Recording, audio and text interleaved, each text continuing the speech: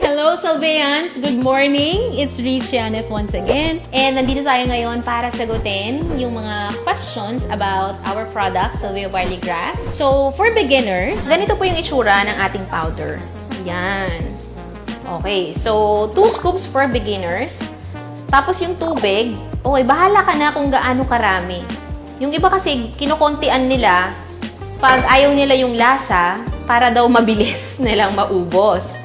Pero, kung ayaw mo yung lasa niya, I suggest, damihan mo lang yung ice. Kasi, super sarap niya kapag malamig mo siyang ininom. Ayan. So, ako, pag naglagay, sobrang dami talagang yelo. So, ang kinagandahan kasi dito, wala po siyang overdose dahil 100% natural, organic yung product na to, pwede mo siyang damihan.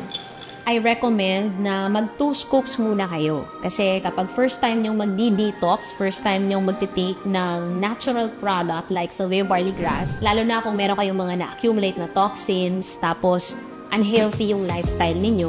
So, pwede yon like first 3 days or first week mo hanggang sa ma-feel mo na na-energize ka na maganda na yung pakiramdam mo. So, pwede mo na siyang dagdagan. You can increase yung scoop mo. Pwede ka na mag 4 scoops. Kung meron ka namang mga malalang sakit. So, I suggest na pwede ka mag 6, 8 scoops. Tapos, pwede mong damihan yung frequency ng pag-inom mo. So, ako, I recommend 2 to 3 times per day. Pero kapag talaga malala yung sakit na kailangan mo talaga ng intense na healing, pwede kang mag 3 to 4, 5 times a day kung kaya mo. Okay? Or ito na talaga yung gawin mong tubig. So, kailan naman yung best time to take Salveo Barley Grass? So, dapat morning na wala pang laman yung tiyan mo. As in, wala ka pang kinain paggising mo. Maganda na mag-take ka ng Salveo Barley Grass because it will give you the energy that will last all throughout the day. And then, pwede ka mag-take 2 hours after meal. And maganda din mag-take bago ka matulog. Kasi pag natutulog tayo, di ba yung katawan natin nagre-repair siya? So, kapag nag-take ka ng Salveo Barley Grass, dahil meron siyang GABA, i-relax ka niya, meron siyang calming effect, tapos bibigyan ka niya talaga ng deep sleep.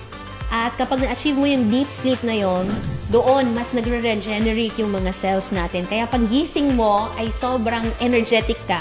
Kahit na konti lang yung tulog mo, super ganda ng gising mo. Ayan. Kaya ako, minsan, nakakalimutan ko mag-take sa umaga, pero sa gabi talaga.